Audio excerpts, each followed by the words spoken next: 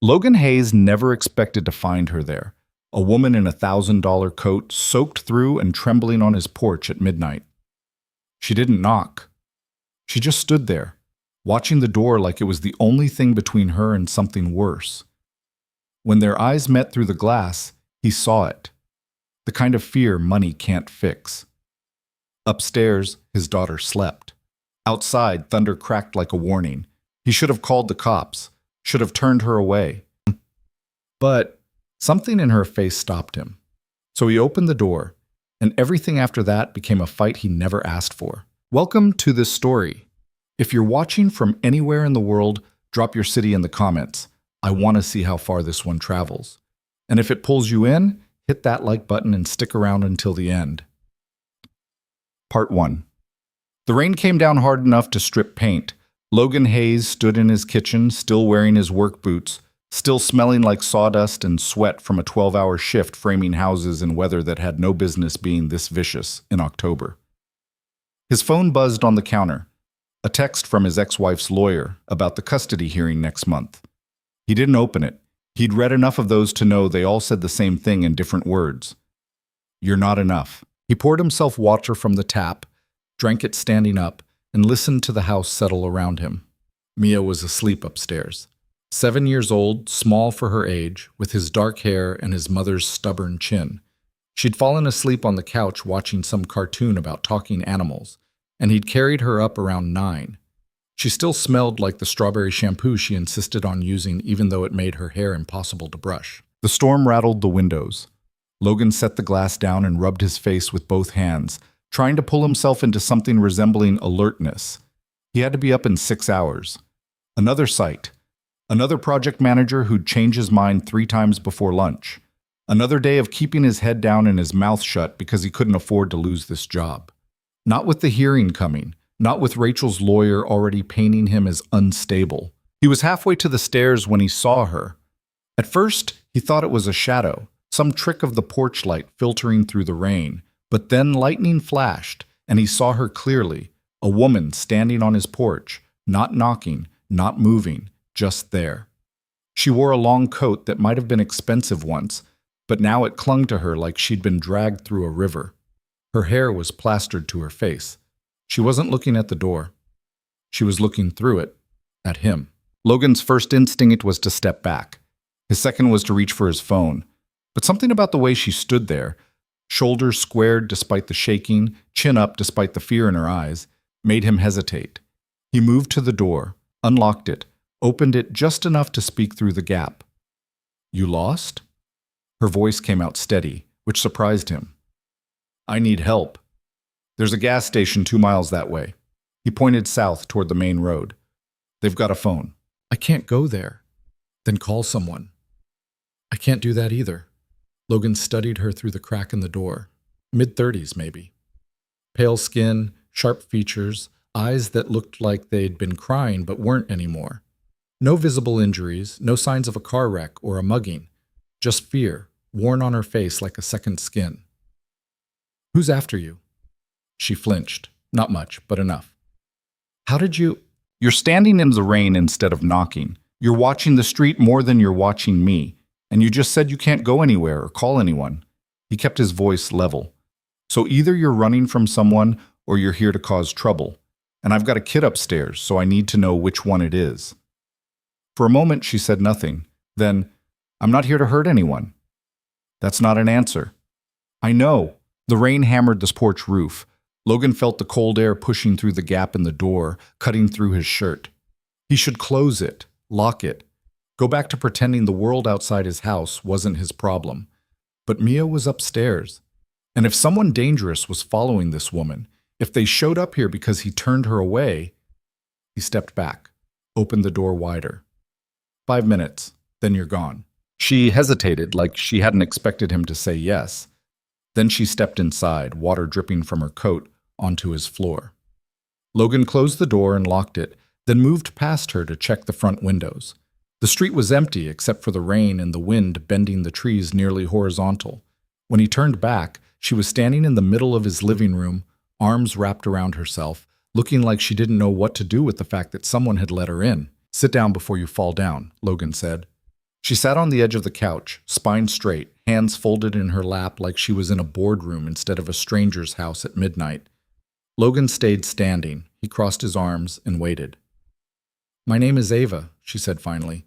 "Ava Carter." The name didn't mean anything to him. He nodded. "Okay, I run a company, Carter Dynamics. We do—" She stopped herself. "It doesn't matter what we do. What matters is that I left someone and he won't let me go." "Left someone," Logan repeated. "Like a boyfriend?" "Like a man who thought he owned me."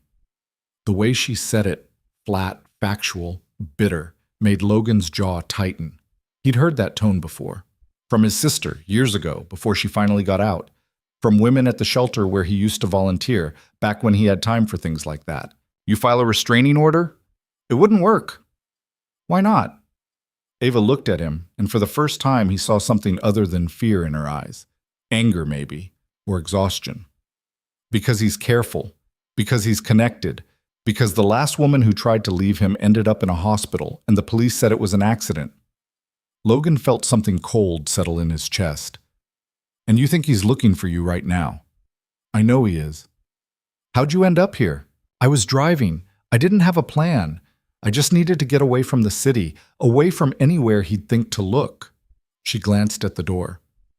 "I saw your light on. I thought—" She didn't finish.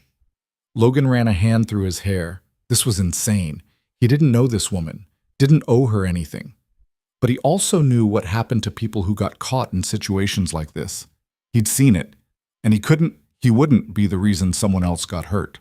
"You can stay tonight," he said, "on the couch.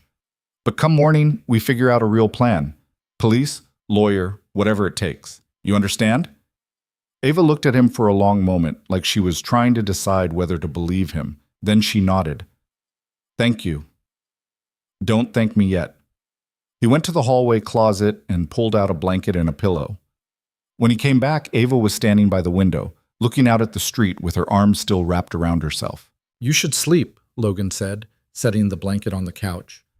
"I don't think I can." "Then lie down and pretend. You look like you're about to collapse." She turned to face him, and something in her expression softened. "You're kind." "I'm practical." He moved toward the stairs. "There's a bathroom down the hall. Towels are in the cabinet. Don't go upstairs. My daughter's room is up there, and I don't want her waking up to a stranger." "I understand." Logan paused at the base of the stairs. "Ava?" "Yes?" "If you're lying to me, if this is some kind of setup, I'm not going to be understanding about it." "It's not." He studied her face, looking for signs of deception. He didn't find any, just exhaustion and something that looked like gratitude. "Get some rest," he said. He went upstairs, checked on Mia, still asleep, still small and safe in her bed, and then stood in the hallway for a long time, listening to the rain and wondering what the hell he'd just gotten himself into. Logan didn't sleep. He lay in bed staring at the ceiling, running through scenarios in his head. If someone came looking for her, what would he do? Call the cops? Fight? Get Mia out first? He had a baseball bat in the closet, a toolbox in the garage. Not exactly an arsenal, but better than nothing. At some point, he must have dozed off, because the next thing he knew, gray light was filtering through the curtains, and Mia was standing in his doorway, clutching her stuffed rabbit. "Daddy, there's a lady downstairs." Logan sat up, rubbing his eyes. "I know, sweetheart, she's—" He struggled for an explanation that wouldn't scare her. "She needed a place to stay last night. She's leaving soon." Mia tilted her head. "Is she nice?" "I think so." "Can I say hi?" "Let me go down first, okay? You stay up here until I say." Mia nodded, and Logan pulled on a shirt and headed downstairs. Ava was already awake, sitting on the couch with the blanket folded neatly beside her. She'd dried off, but her clothes were still damp, and her hair was pulled back in a messy knot. She looked less like a CEO and more like someone who'd spent the night on a stranger's couch, which Logan supposed she had. "Morning," he said. "Good morning." She stood, smoothing her coat. "I should go." "Not yet. We need to talk." "There's nothing to talk about. You let me stay and I'm grateful, but I can't involve you any further." "Too late," Logan said. "You showed up on my porch. That already involves me. So sit down and let's figure out what happens next. Ava hesitated, then sat. Logan stayed standing, arms crossed. Start with the truth, he said. All of it. She took a breath. His name is Marcus Hale. We were together for 3 years. At first it was... She paused, choosing her words. It felt like support. He helped me build the company, gave me advice, made connections. But it wasn't support. It was control. Every decision I made, he had a say in. Every person I hired, he vetted. And when I tried to pull back when I said I wanted space, he didn't let you. No. Her voice was quiet. He didn't. Logan felt his jaw tighten. And the woman you mentioned, the one in the hospital. Her name was Claire. She worked for him. When she tried to leave, she was in a car accident. Brake failure, they said. But Claire told me, before she stopped talking to anyone, that she'd heard something in the days before. Footsteps, phone calls. She thought someone was following her. You think he had something to do with it? I know he did. Logan ran a hand over his face. This was worse than he'd thought. Worse than a bad breakup or an angry ex. This was calculated. Dangerous. Why didn't you go to the police? Because Marcus has friends in the police. Because he's careful. Because I don't have proof, just suspicion and fear. She looked at him, and her voice steadied. I built that company from nothing. It's mine. But he's taken everything I worked for and made it his. And if I go back, if I try to fight him without a plan, he'll do to you what he did to Claire. Ava didn't answer. She didn't have to. Logan was quiet for a moment, thinking. Then he said, You need a lawyer. Someone who specializes in this kind of thing. Restraining orders, asset protection, whatever it takes. I can't afford to trust anyone right now. Marcus has reach. He'll know if I make a move. Then you make the move fast. You don't give him time to react. Logan moved to the window, scanning the street. It was empty, just like last night. But that didn't mean much. You said you run a company. That means you have resources, money, leverage. I do, but he controls most of it. The accounts, the board. He's embedded himself in everything. Then we untangle him. Ava stared at him.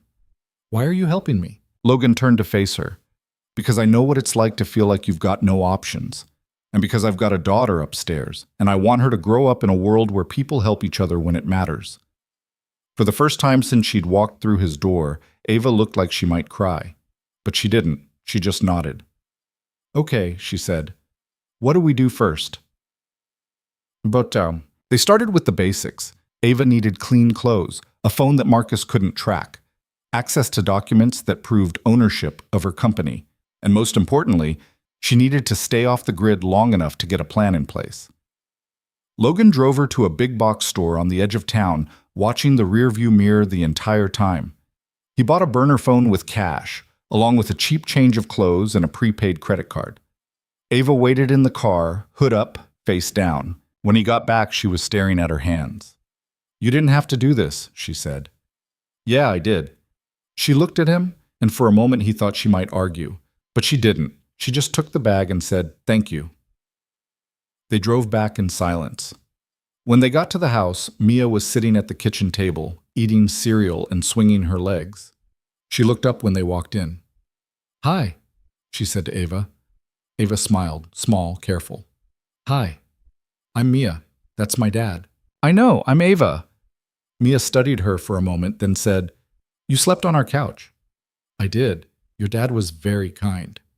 He's nice, Mia said matter-of-factly. But he's also grumpy in the morning. Logan snorted. Thanks, kid.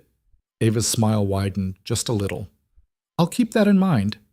Mia went back to her cereal, and Logan gestured for Ava to follow him into the living room. He kept his voice low. You need to decide what you're doing, he said. If you stay here, you're putting me and Mia at risk. If you leave, you're on your own. So, which is it? Ava looked toward the kitchen, where Mia was humming to herself. Then she looked back at Logan. I won't stay long, she said. A few days at most. Just until I can get access to my accounts and find somewhere safe. And if he finds you, then I'll deal with it. Logan shook his head. That's not good enough. If he shows up here, I need to know what I'm dealing with. Is he violent? Does he carry a weapon? What's his endgame? Ava's expression hardened. His endgame is control. He won't hurt me, not physically, but he'll destroy me in every other way he can. My reputation, my company, my ability to ever work again. She paused. As for whether he's violent, I don't know. I never saw that side of him, but Claire did. Logan felt a chill run through him. Great. I'm sorry, I shouldn't have come here. Too late for that. They stood in silence for a moment. Then Logan said, We'll figure it out. But you need to be straight with me. No more surprises. I will. And you stay away from Mia. I don't want her involved in this. Ava nodded. I understand. Logan didn't entirely believe her, but for now, it was the best he could do. The next 2 days passed in a strange, tense rhythm.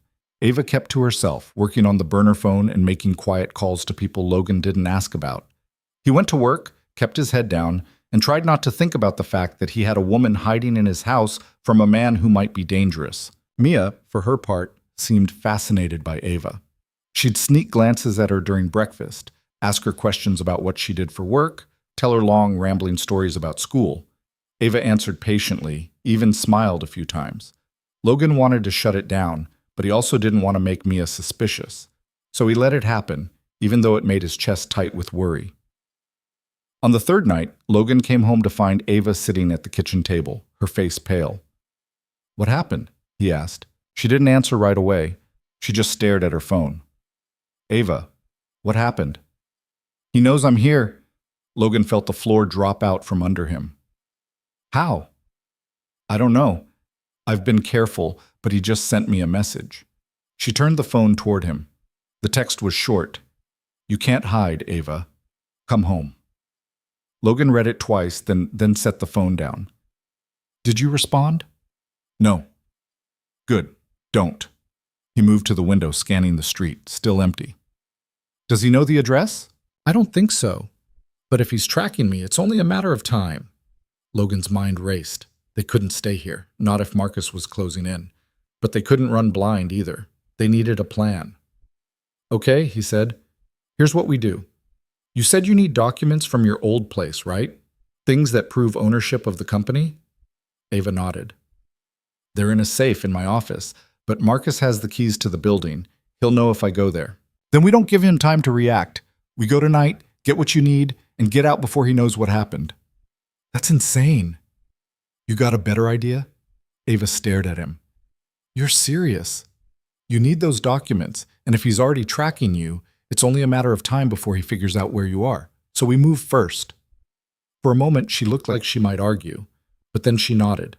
Okay, but I'm not dragging you into this more than I already have. If it goes wrong, it won't, Logan said. He wasn't sure he believed it, but he said it anyway. They left at midnight. Ava gave Logan directions, and he drove, keeping his speed steady, his eyes on the mirrors. The city skyline came into view around 1 a.m, all glass and steel and lights that never went out. Ava's building was downtown, a sleek high-rise with a lobby that looked like it belonged in a magazine. Logan parked a block away, and they walked the rest of the distance, staying in the shadows. You sure about this? Logan asked. No, Ava said. But we're doing it anyway. They slipped inside through a side entrance. Ava swiped a keycard she'd kept hidden, and the door clicked open. The building was quiet, just the hum of air conditioning and the distant sound of traffic outside. They took the stairs to the 15th floor. Ava led the way, her steps quick and sure, despite the fear Logan could see in her shoulders. When they reached her office, she hesitated. He could be here, she said. Then we'll deal with it. She unlocked the door. The office was dark, empty. Ava moved to the desk, opened a drawer, and pulled out a key. Then she knelt by the wall safe and started working the combination. Logan stood by the door, listening. Everything was still, too still. Ava, he said quietly. Almost done. Ava, we need to go, now. She looked up, confused. Then she heard it too, footsteps, coming down the hall, down. Ava grabbed the papers from the safe and shoved them into her bag.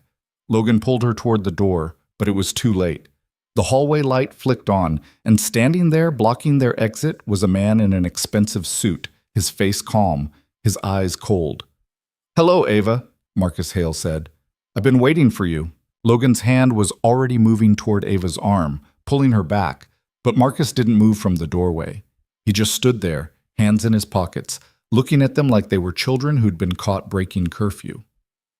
"You didn't really think you could just walk in here, did you?" Marcus's voice was smooth, almost amused. "I've had alerts on this building since the day you left. Every door, every elevator, every camera." Ava's breathing had gone shallow, but her voice came out steady. "Get out of my way." "Your way?" Marcus smiled. It didn't reach his eyes. "Ava, this stopped being your building the moment you decided to run. Did you really think I'd let you take what's mine? It was never yours. Everything you have is because of me. The investors, the contracts, the board seats, all of it. You were smart, I'll give you that. But smart doesn't mean capable. Not on your own." Logan felt Ava go rigid beside him. He kept his grip on her arm, not hard, just enough to keep her from doing something stupid. Marcus's gaze shifted to him for the first time, taking in the work boots, the worn jacket, the calloused hands. "And who's this?" Marcus asked. "Your new project? A handyman? How practical." "He's none of your business," Ava said. "Everything about you is my business." Marcus took a step forward, and Logan moved to block him. It wasn't a big movement, just a shift of weight, a positioning of his body between Marcus and Ava, but it was enough to make Marcus stop. They stared at each other for a moment. Marcus was taller, better dressed, the kind of man who'd never worked with his hands a day in his life. But Logan had been in enough fights growing up to know that size and money didn't mean much when it came down to it. "You should leave," Logan said quietly. Marcus's smile widened. "Or what? You'll hit me? In her office? With cameras running?" He gestured vaguely at the ceiling. "Please, go ahead. I'll have you arrested before you make it to the lobby." "He's not worth it," Ava said, her hand finding Logan's shoulder. "Let's just go." But Marcus moved again, this time stepping fully into the doorway, blocking their path. "You're not going anywhere. Not until we talk." "We have nothing to talk about." "You have everything to talk about, starting with the fact that you've been using company resources to fund your little disappearing act. The car you've been driving, registered to Carter Dynamics, the credit card you used at that motel in Pennsylvania, company account. You've been stealing from your own business, Ava. That's embezzlement." Ava's face went white. "You're lying." "Am I? Check the records. I'm sure your new friend here would love to know how you've been financing your freedom." Logan looked at Ava. She was staring at Marcus like he'd just hit her. "I didn't. Those accounts were mine. I set them up myself.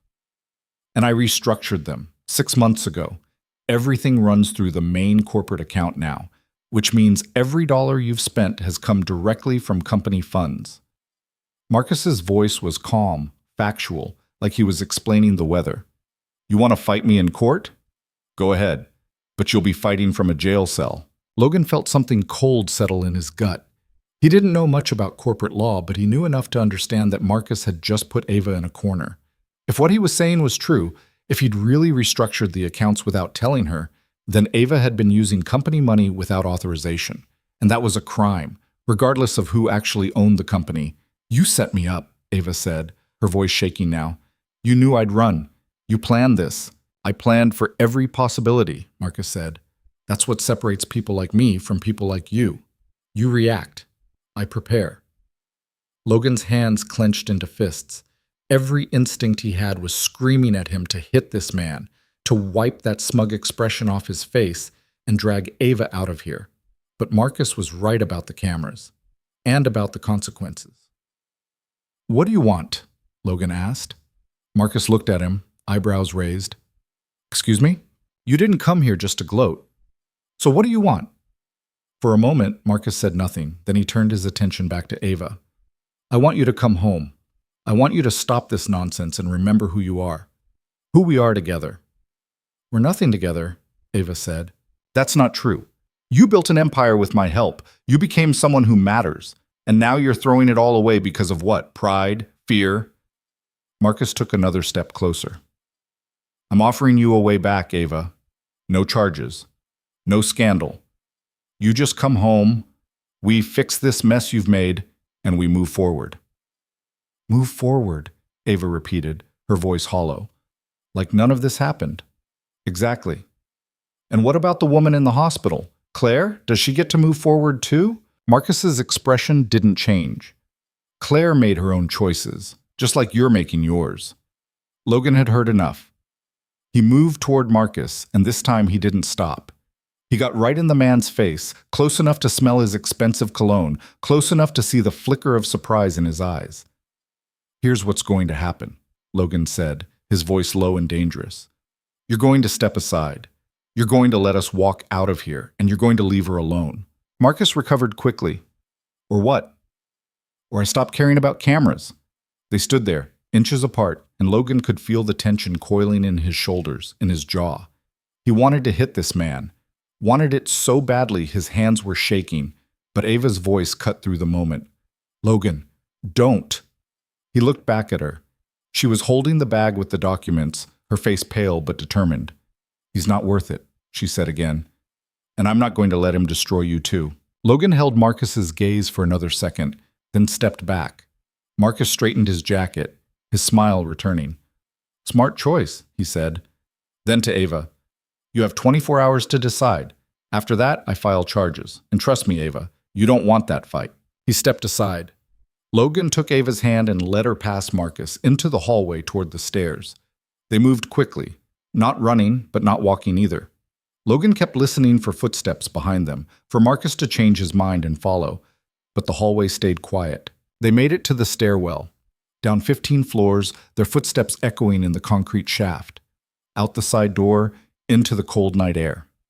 Logan didn't stop until they were back at his truck, doors locked, engine running. Ava was shaking. "Hey," Logan said. "Look at me." She did. Her eyes were red, but she wasn't crying. "Did you know?" he asked. "About the accounts?" "No, I swear. I set those up years ago. They were separate. He must have—" She stopped, shaking her head. "It doesn't matter. He did it, and now he has leverage." Logan pulled out of the parking spot and headed toward the highway. He kept checking the mirrors, but no one was following them, at least not visibly. "What are you going to do?" he asked. "I don't know." "You can't go back to him." "I know that." "So we find another way." Ava looked at him, and for the first time since they'd left the building, something like hope flickered in her expression. "You keep saying we." "Yeah. So? So why? You don't know me. You don't owe me anything. And now you've got Marcus Hale threatening you too. Why are you still helping?" Logan didn't answer right away. He focused on the road, on the lights of the city falling away behind them. Finally he said, "Because walking away isn't always the right thing to do." They drove in silence after that. By the time they got back to Logan's house, it was almost 3 a.m. Mia was still asleep. The street was still empty. Everything looked exactly like they'd left it, but Logan felt like the ground had shifted beneath them. Inside, Ava set the bag on the kitchen table and pulled out the documents. Legal papers, contracts, bank statements. She spread them out, scanning each one with tired eyes. "What are you looking for?" Logan asked. "Proof that the company is mine, that I funded it, that Marcus's name isn't on anything that matters." "And?" She picked up one of the contracts, staring at it. "It's here. All of it. But if he's restructured the accounts like he said, if he's embedded himself in the financial side, then it doesn't matter what these say. He can still make my life hell." Logan leaned against the counter. "What about the board? You said there's a board. Can they override him?" "Maybe, if I can prove he's been acting without authorization. But that takes time, and lawyers, and money I don't have access to." "Then we get you access." Ava looked up. "How?" "I don't know yet, but sitting here feeling sorry for yourself isn't going to solve anything." It came out harsher than he'd meant, and Ava flinched, but then her jaw set, and she nodded. "You're right. Damn right I'm right." Logan pushed off the counter. "You said Marcus controls the accounts, so we find someone who can freeze them. A judge, a lawyer, someone who can put a hold on everything until this gets sorted out. That's a restraining order, against the accounts, not him. So we do both." Ava stared at him. "You make it sound simple." "It's not, but it's a start." She gathered the papers back into the bag, her movements mechanical. "I'll make some calls in the morning, see if I can find someone who'll take the case." "Good. And in the meantime, you stay here." "Logan, I'm not arguing about this. Marcus knows you're with someone. He doesn't know who or where. That buys us time. But if you run again, he'll find you faster. Ava didn't argue. She just nodded, exhaustion finally catching up with her. Logan showed her to the guest room upstairs, a small space with a twin bed and a window that looked out over the backyard. It wasn't much, but it was better than the couch. Thank you, Ava said. Get some sleep. He left her there and went to check on Mia. She was still out, curled up with her rabbit, oblivious to everything happening downstairs. Logan stood in the doorway for a long time, watching her breathe, and wondered how the hell he was going to keep her safe if this situation went sideways. When he finally crawled into his own bed, he didn't sleep. He just stared at the ceiling and ran through every possible scenario, trying to find one where this ended without someone getting hurt. He didn't find it. Morning came too fast. Logan got up, made coffee, and found Ava already awake, sitting at the kitchen table with her phone and a notepad covered in scribbled names and numbers. You sleep at all? He asked. A little. She didn't look up. I've been calling lawyers. Most won't touch this. The ones who will want retainers I can't afford. Logan poured himself coffee. What about the ones you've worked with before, through the company? All of them have ties to Marcus, either directly or through mutual clients. I can't trust any of them. Then we find someone outside the network. I'm trying, but it's not that simple. Corporate law is specialized, and anyone good enough to take this on is expensive. Logan sat down across from her. What if we go public, media, press, whatever? Make enough noise that Marcus can't just sweep this under the rug. Ava shook her head. That's a last resort. If I go public, he'll spin it. Make me look unstable, vindictive, a disgruntled partner. By the time the truth comes out, my reputation will be destroyed. So we're stuck. For now. Mia wandered into the kitchen then, still in her pajamas, rubbing her eyes. She looked at Ava, then at Logan. Is Ava staying forever? She asked. No, sweetheart. Just a little while longer. Okay. Mia climbed into her chair and reached for the cereal box. Can we have pancakes? Logan glanced at Ava, who looked like she was barely holding it together. Sure, kid. Pancakes. He made them from scratch, the way Mia liked, thick and slightly burned on the edges. Ava sat quietly watching them, and Logan could see something in her expression that looked almost like envy, like she was seeing something she'd never had and didn't know how to process it. After breakfast, Mia went upstairs to get dressed, and Logan cleaned up the kitchen. Ava helped, moving slowly, methodically, like she needed something to do with her hands. You're good with her, she said. She's my kid. I'm supposed to be. Not everyone is. Logan didn't know what to say to that, so he didn't say anything. He just rinsed the plates and stacked them in the dishwasher. Ava set down the mug she'd been drying. I'm sorry I brought this into your life. You already said that. I mean it. I know. He turned to face her. But we're past apologies now, so let's focus on fixing it. She nodded. But before she could respond, Logan's phone buzzed on the counter. He picked it up, saw the name on the screen, and felt his stomach drop. Rachel, his ex-wife. He answered. Yeah? We need to talk, Rachel said. Her voice was tight, clipped. About the custody hearing. I'm listening. My lawyer's been digging, and apparently you've got someone living with you, a woman, someone Mia mentioned to me last time she stayed over. Logan felt his jaw tighten. It's temporary. She's a friend who needed help. I don't care what she is. You didn't tell me, and now my lawyer's going to make it an issue. He's saying you're exposing Mia to unstable living conditions. That's bullshit, Rachel. Maybe. But it's going to look bad in court. And if you don't fix it, the judge is going to side with me. Logan gripped the phone so hard his knuckles went white. Mia is fine.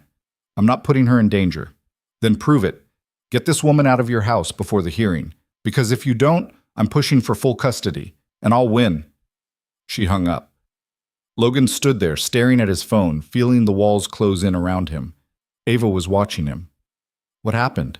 My ex-wife. She found out you're here. Her lawyer's going to use it against me in the custody hearing. Ava's face went pale. I'll leave. Right now, I'll... No. Logan set the phone down. You're not going anywhere. Logan, you just said... I know what I said, but I'm not throwing you out because Rachel's trying to weaponize this. We'll figure it out. There's nothing to figure out.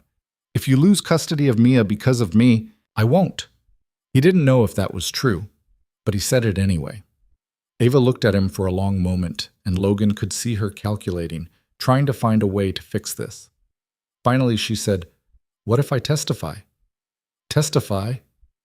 "At the hearing. I'll explain why I'm here. I'll make it clear that I'm not a threat to Mia, that you're helping me because you're a good person, not because you're irresponsible." Logan shook his head. "That'll just open you up to more scrutiny. Rachel's lawyer will dig into your life, your past with Marcus, all of it.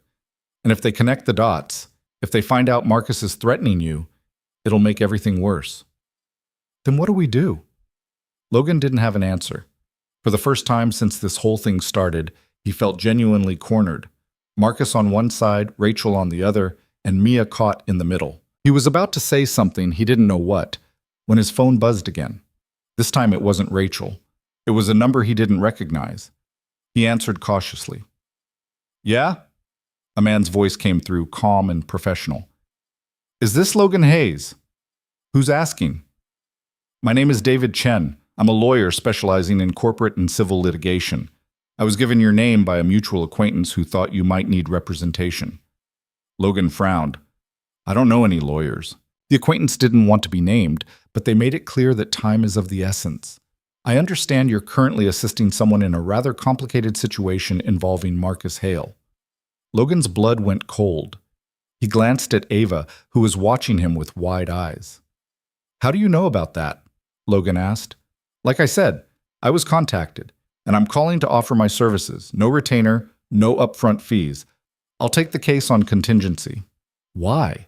There was a pause, then, "Because I know what Marcus Hale is capable of, and I've been waiting for someone brave enough to stand up to him." Logan's grip on the phone tightened. "You got a history with him?"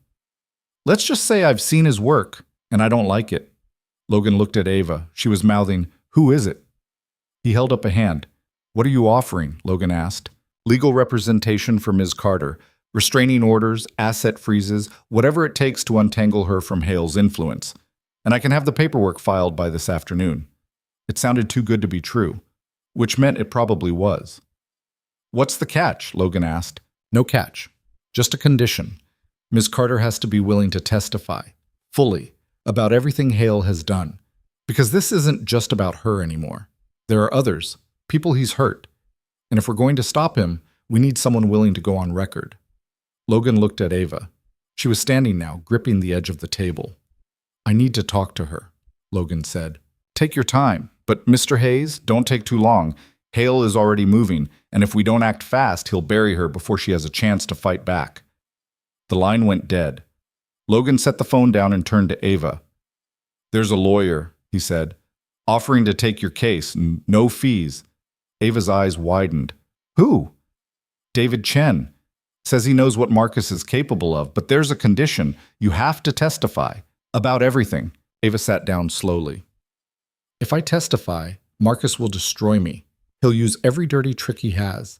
My company, my reputation, everything. Or you could win." She looked at him, and Logan could see the fear in her eyes. But he could also see something else, something that looked like determination. "What do you think I should do?" she asked. Logan sat down across from her. "I think you're tired of running. I think you're tired of being scared. And I think you know that if you don't fight now, you never will." Ava stared at him, then slowly she nodded. "Okay," she said. Set up the meeting. David Chen's office was in a building that looked like it had seen better days. Cracked tile in the lobby, fluorescent lights that buzzed too loud, a receptionist who barely looked up when they walked in. But the man himself was sharp. Mid-40s, wire-rimmed glasses, a suit that was well-made but not flashy. He shook their hands and gestured to the chairs across from his desk. "Thank you for coming," he said. "I know this is a lot to process." "Start with how you know about Marcus," Ava said. No preamble, no pleasantries. Chen didn't blink. "I represented Claire, the woman who was in the accident." The air in the room went still. Ava leaned forward. "She hired you?" "She was going to. We had a meeting scheduled, but before we could file anything, the accident happened. And after that, he paused. She stopped returning my calls. Marcus got to her, Ava said quietly. I believe so, but I couldn't prove it, and without her testimony, I had nothing. Logan crossed his arms. So you're hoping Ava will do what Claire couldn't? I'm offering Ava the chance to do what Claire couldn't, Chen corrected. There's a difference. Ava sat back. What do you need from me? Chen pulled out a folder and slid it across the desk. First, a detailed account of your relationship with Marcus Hale. Every instance of control, manipulation, coercion, every financial irregularity, every threat, implied or explicit. He's careful, Ava said. Most of it was verbal, private. That's fine. We'll corroborate where we can. But your testimony is the foundation. And the accounts? Logan asked. Marcus says he restructured them, that Ava's been using company money without authorization. Chen nodded. That's a problem. But if we can prove he restructured them without proper board approval, we can argue that the changes were invalid, which means Ava was using her own funds all along. Can you prove that? Ava asked. I can try, but I'll need access to the company's financial records, and I'll need it fast. Marcus is already positioning himself. If we don't move now, he'll lock everything down. Ava looked at Logan. He could see the question in her eyes. Is this real? Can I trust this? He didn't have an answer, but he nodded anyway. What's the first step? Ava asked, turning back to Chen. We file for a temporary restraining order against Marcus and against any further changes to the company's financial structure. That'll freeze everything while we build the case. How long will that take? If we move fast, 48 hours? Ava took a breath. Then she said, Do it. Chen pulled out a legal pad and started writing. Logan sat back, watching them work, and tried to ignore the gnawing feeling in his gut that this was about to get a whole lot worse before it got better. When they left the office an hour later, Ava looked exhausted but lighter somehow. Like the weight she'd been carrying had shifted just enough to let her breathe. You okay? Logan asked. I don't know, but I feel like I did something. Finally. They drove back to the house in silence. When they pulled into the driveway, Logan saw Rachel's car parked on the street. His stomach dropped. Stay here, he told Ava. Logan, just stay in the truck. He got out and walked toward the house. Rachel was standing on the porch, arms crossed, her expression icy. We need to talk, she said. Not now. Yes, now. Because if you think I'm going to let this slide, Rachel, I don't have time for this. Make time. She stepped closer. I know who that woman is, Logan. I know what she's running from.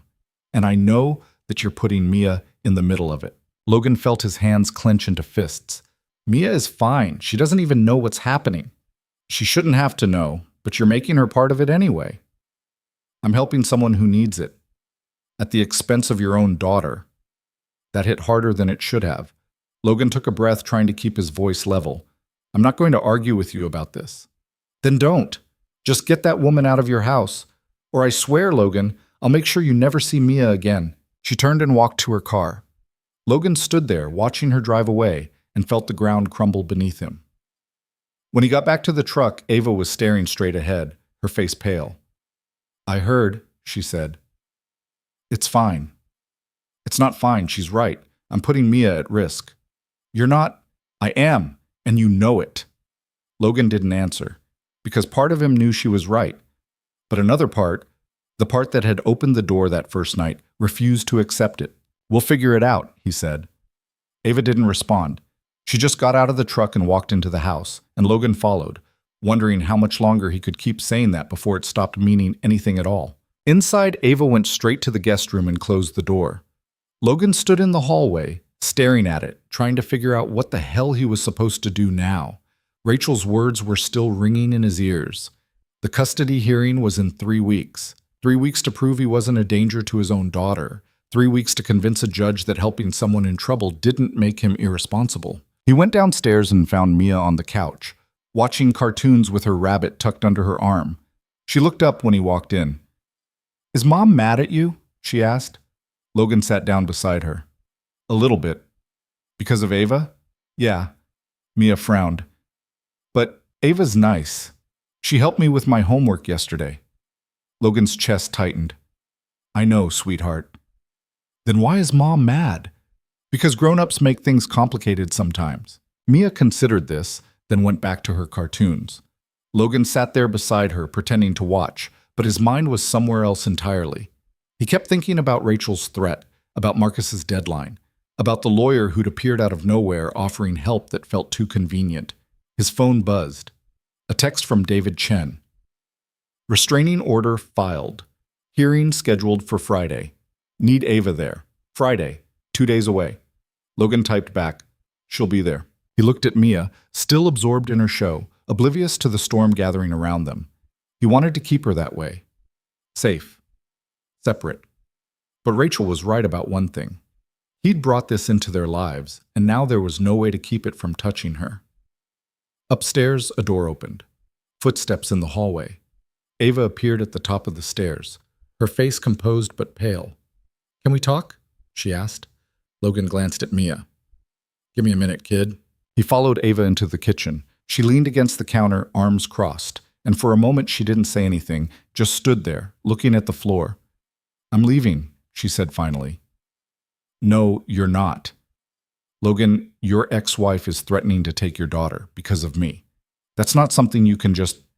The hearing's on Friday, Logan interrupted. Chen filed the restraining order. You need to be there. I'll be there, but after that I'm gone. I'll figure something else out. Stay with the lawyer, find a hotel, I don't know, but I'm not going to be the reason you lose Mia. Logan shook his head. You leave now, Marcus wins. He's counting on you running, on you being too scared to fight. And what if he's right? What if I can't do this? Then you do it anyway. Ava looked at him, and he could see the exhaustion in her eyes. Not just physical, deeper than that. The kind of tired that came from fighting for so long you forgot what peace felt like. Why do you care so much? She asked quietly. Because someone has to. That's not an answer. Logan leaned against the opposite counter. My sister was in a situation like yours. Different guy, same control. She tried to leave 3 times before it stuck. The first 2 times she went back because no one helped her. No one believed her, and she almost didn't make it out the 3rd time. He paused. I wasn't there for her when she needed it. I was too busy trying to keep my own life from falling apart. So yeah, maybe I care too much. But I'm not making that mistake again. Ava was quiet for a long time. Then she said, What happened to her? She got out, moved across the country. Last I heard, she's married to someone decent, has 2 kids. We don't talk much anymore. Why not? Because I remind her of a time she's trying to forget. Ava looked down at her hands. I'm sorry. Don't be. Just don't leave. She didn't answer right away, but after a moment she nodded. Okay, until Friday. We'll figure out what comes after when we get there. Ava pushed off the counter and moved toward the stairs, but Logan's phone rang before she made it out of the kitchen. He looked at the screen. Unknown number. He answered cautiously. Yeah? Mr. Hayes. The voice was smooth, familiar. Marcus. I thought we should talk. Logan's jaw clenched. We've got nothing to talk about. I think we do. See, I know you filed a restraining order, and I know you've hired David Chen. That was a mistake. That sounds like a threat. It's a fact. Chen has a history of taking cases he can't win. He's good at making noise, but he's not good at results. And in the meantime, Ava's making her situation worse. How's that? Because now I have to respond publicly. And when I do, it's not just going to affect her. It's going to affect everyone around her, including you. Logan felt his grip tighten on the phone. What do you want? I want you to convince Ava to drop this. Come back. We'll settle things privately, and no one else has to get hurt. Not happening, Marcus sighed like Logan was a child refusing to listen to reason. You have a daughter, Mia, right? 7 years old. Goes to Riverside Elementary. Her teacher is Ms. Thompson. The floor dropped out from under Logan. You stay the hell away from her. I'm not threatening her, Mr. Hayes. I'm reminding you that actions have consequences, and the people who get hurt are rarely the ones who started the fight. If you go near my daughter, I won't have to. You're doing the damage yourself. Your ex-wife's lawyer already knows about Ava. How long do you think it'll take before the judge hears about it, before they decide you're not fit to have custody? Marcus paused. All I'm asking is that you think about what's best for Mia, because right now, you're not. The line went dead. Logan stood there, staring at the phone, his heart hammering in his chest. Ava was watching him from the doorway. "What did he say?" she asked. "He knows about Mia, about the custody hearing." Ava's face went white. "How?" "Doesn't matter. He knows and he's going to use it. Then I'm leaving. Right now. No." Logan set the phone down, forcing his hands to steady. "That's what he wants. He wants you scared, wants you running, but we're not giving him that. Logan, he just threatened your daughter. He implied. He didn't threaten. There's a difference." Logan moved to the window, checking the street. Still empty. "But it means we need to be smarter. We can't just react anymore. We need a plan." Ava crossed her arms. "What kind of plan?" "The kind where we hit him first." The next day, Logan called Chen, told him about Marcus's call, about the veiled threats, about the escalation. Chen listened without interrupting, and when Logan finished, there was a long pause. "He's trying to rattle you," Chen said. "Standard intimidation tactic." "It's working." "Good. Use it." Logan frowned. "What?" "If he's making threats, even implied ones, we can use that, especially if we can get him to do it again, on record." "You want me to bait him?" "I want you to give him rope. Let him think he's in control. And when he slips up, when he says something he can't take back, we use it against him." Logan didn't like it, but he also didn't have a better option. "What do I have to do?" "Answer his calls, keep him talking, and record everything." "That legal?" "In this state? Yes, as long as one party consents and you're the party." Logan glanced at Ava, who was sitting at the kitchen table with a cold cup of coffee. She looked like she hadn't slept in days. "What about Ava? What does she need to do?" "Show up on Friday, testify, and don't let him see you break." After they hung up, Logan relayed the conversation to Ava. She listened, her expression unreadable. "You think it'll work?" she asked. "I think it's the only shot we've got." Ava picked up her coffee, stared at it, then set it back down. "I hate this." "Yeah, me too. I hate that he's still controlling me, even now, even from a distance." Logan sat down across from her. "Then stop letting him." "It's not that simple." "It is. He's got power because you're afraid of him. The moment you stop being afraid, he loses." Ava looked at him, and for a moment he saw something flicker in her eyes. Not hope, exactly. More like anger.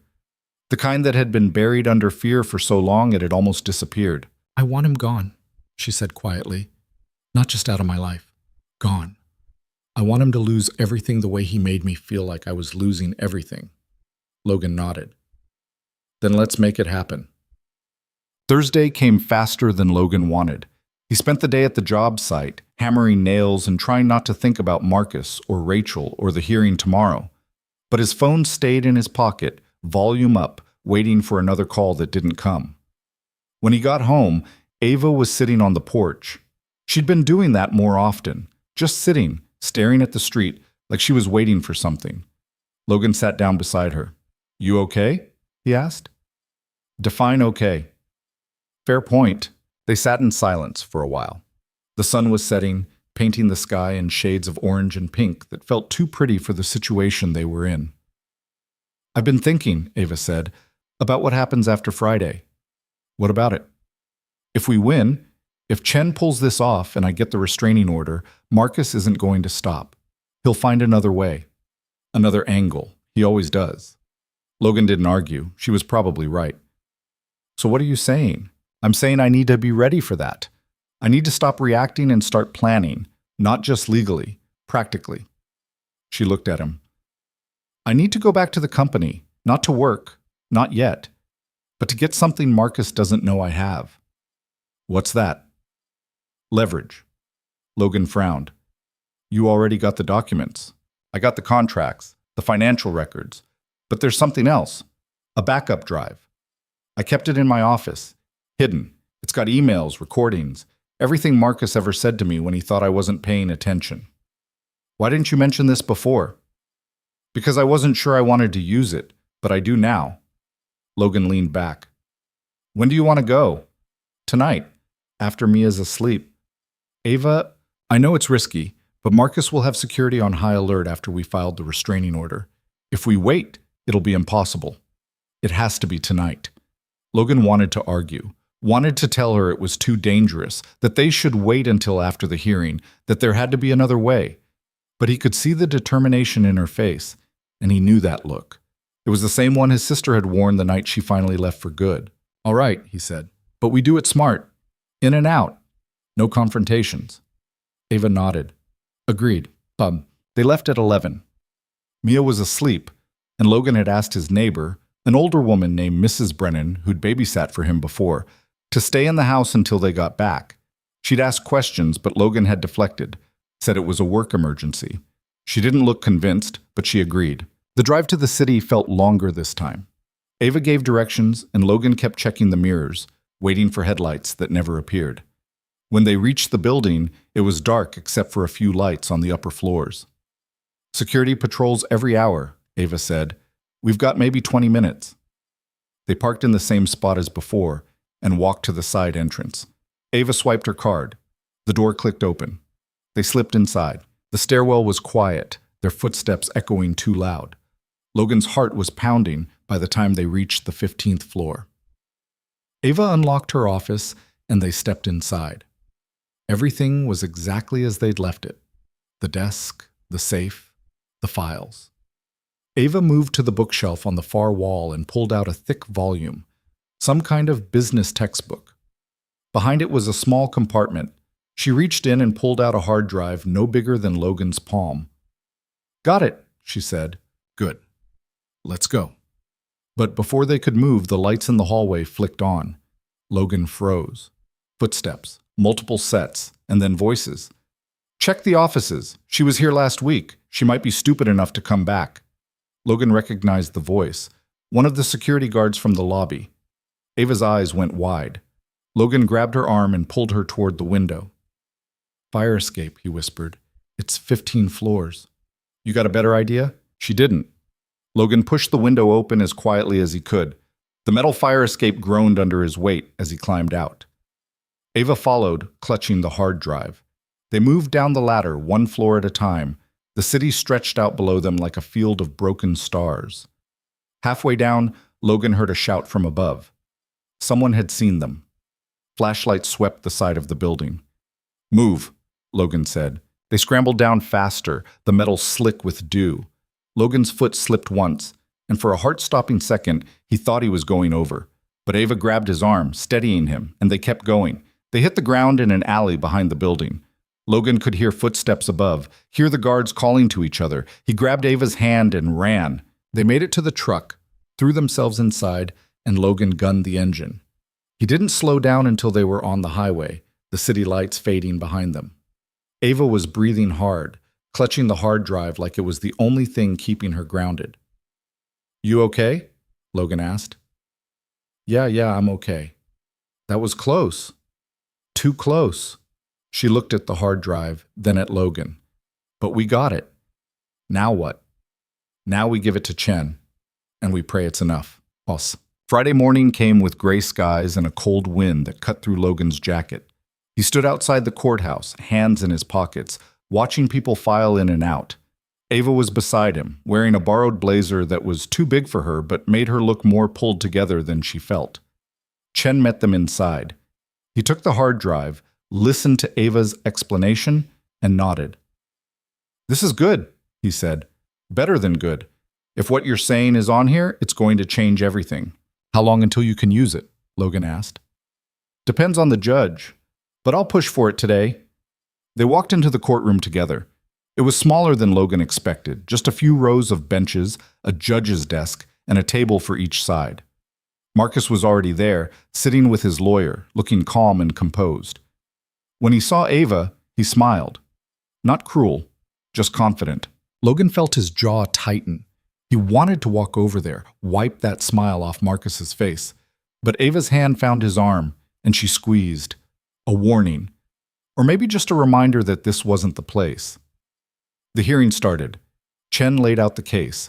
Marcus's control, the financial manipulation, the implied threats. Marcus's lawyer countered, painting Ava as unstable, vindictive, a disgruntled partner trying to destroy a man who'd only ever helped her. It went back and forth for what felt like hours. Logan sat in the back, watching, his hands clenched in his lap. At one point, the judge asked Ava to speak. She stood, walked to the witness stand, and for a moment Logan thought she might break. But then she started talking, her voice steady, and he saw the woman she must have been before Marcus, strong, sharp, unshakable. She told the judge everything, the control, the manipulation, the restructured accounts. And when Chen introduced the hard drive, when he played a recording of Marcus telling Ava she'd never survive without him, the room went silent. Marcus's lawyer tried to object, tried to argue that the recording was taken without consent, that it was inadmissible. But Chen was ready. He cited the state law, showed that Ava had been part of the conversation, that she had every right to record it. The judge listened, asked questions. And when it was over, she looked at Marcus with an expression that was as cold as the wind outside. "I'm granting the temporary restraining order," she said. "Mr. Hale, you are to have no contact with Ms. Carter. No phone calls, no emails, no third-party communication. Additionally, I'm freezing all accounts associated with Carter Dynamics pending a full financial audit. We'll reconvene in 30 days to review the findings." Marcus's face didn't change, but Logan saw something flicker in his eyes, something that looked like surprise, or maybe anger. "Your Honor," Marcus's lawyer started, but the judge held up a hand. "That's my ruling. Court is adjourned." She banged the gavel, and it was over. Outside, Ava stood on the courthouse steps, staring at the street like she couldn't quite believe what had just happened. Chen was beside her, talking about next steps, about the audit, about building the case for permanent orders. But Logan could see she wasn't really listening. He walked over. "You did good in there." Ava looked at him. For the first time in days, she smiled. Not big, not relieved, just real. "I didn't think we'd win," she said. "Neither did I." "But we did." "Yeah, we did." Chen finished talking and left to file more paperwork. Logan and Ava stood there, the cold wind pulling at their clothes, and for a moment it felt like maybe the worst was over. But then Logan's phone rang. He looked at the screen. "Rachel." He answered. "Yeah? The hearing's on Monday," Rachel said. No greeting, no preamble. "And Logan, you better have a damn good explanation for everything, because my lawyer's going for full custody, and after what I've heard, he thinks he's going to get it." She hung up. Logan stared at the phone, and the relief he'd felt a moment ago evaporated. Ava was watching him. "What is it?" "The custody hearing. It's Monday." "Can you win?" Logan looked at her, and he didn't know how to answer that, because the truth was, he didn't know. He'd spent the last week fighting for Ava, and now he had to fight for Mia, and he wasn't sure he had enough left in him to do both. "I don't know," he said finally. Ava's expression shifted. "Then we make sure you do." That weekend was a blur. Logan spent Saturday gathering documents, pay stubs, rental agreements, anything that proved he was stable, responsible, capable of taking care of his daughter. Ava helped, organizing papers, making calls to references, doing everything she could to support him the way he'd supported her. On Sunday, Logan took Mia to the park. She ran around, climbed on the playground equipment, laughed at something only she found funny. Logan sat on a bench, watching her, and tried not to think about what would happen if he lost her. "You're quiet today," Mia said, coming over to sit beside him. "Just thinking." "About what?" "Grown-up stuff." Mia leaned her head against his arm. "Is Mom still mad at you?" "A little." "Are you going to fix it?" Logan looked down at her. "I'm going to try." "Good. Because I don't want to live with just Mom. She doesn't let me eat cereal for dinner." Logan laughed despite himself. "That's a pretty good reason." "I know." They sat there for a while longer, and Logan tried to memorize the moment. The way Mia's hair smelled like strawberries, the way her hand felt in his, the sound of her laugh, when she saw a dog running past. He wanted to hold on to it because he didn't know if he'd get another chance. That night, after Mia was asleep, Logan sat at the kitchen table with Ava. She'd made coffee, even though neither of them was going to drink it. It was just something to do with their hands. "You nervous?" she asked. "Terrified." "You'll be fine. You're a good father." "Rachel's lawyer doesn't think so." "Rachel's lawyer doesn't know you." Logan picked up his mug, set it back down. "What if it's not enough? What if the judge looks at everything, at you being here, At Marcus, at all of it, and decides I'm too much of a risk? Ava was quiet for a moment. Then she said, "Then you appeal. And you keep fighting, because that's what you do." "You sound pretty sure about that." "I am, because I've watched you, and you don't quit, even when you should." Logan looked at her, and something in his chest loosened. Not much, but enough. "Thanks," he said. "For what?" "For not running." Ava smiled, small and sad. "You didn't give me much choice." Monday morning came too fast. Logan dropped Mia off at school, hugged her tighter than usual, and tried not to let her see the fear in his eyes. Then he drove to the courthouse, his hands gripping the wheel so hard his knuckles went white. Ava was waiting for him outside. She dressed carefully, professional but not flashy. Chen had coached her on what to say if she was called to testify. Logan didn't know if it would be enough, but it was all they had. Inside, Rachel was already seated with her lawyer, a sharp-eyed man in his 50s who looked like he'd never lost a case. He nodded at Logan, polite but cold. Rachel didn't look at him at all. The hearing started. Rachel's lawyer went first, laying out a case that painted Logan as unstable, irresponsible, a man who prioritized strangers over his own daughter. He brought up Ava, brought up Marcus, brought up the restraining order, and the fact that Logan had willingly involved himself in a dangerous situation. "Your Honor," the lawyer said, "Mr. Hayes may have good intentions, but good intentions don't protect a child, and the evidence shows that he's consistently put Miss Hayes in situations where her safety could be compromised." Logan's lawyer countered, presenting the documents, the character references, the evidence that Logan was a devoted father who'd done everything right. But Logan could see the doubt in the judge's eyes, could see the way she looked at him when Rachel's lawyer mentioned Ava. Then Ava stood up. "Your Honor, may I speak?" The judge frowned. "You're not a party to this case." "I know, but I'm the reason Mr. Hayes is being questioned, and I think the court deserves to hear my perspective." The judge hesitated, then nodded. "Keep it brief." Ava walked to the front of the room. She didn't look at Rachel or the lawyer, just at the judge.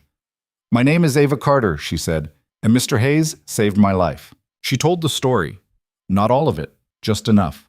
The rain, the fear, the man she was running from, and Logan's choice to help, even though he didn't have to, even though it put him at risk. "He could have turned me away," Ava said. "He should have.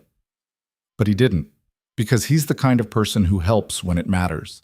And yes, that put him in a complicated situation, but it also showed me, and I hope it shows this court, that he's exactly the kind of father any child would be lucky to have." When she finished, the room was silent.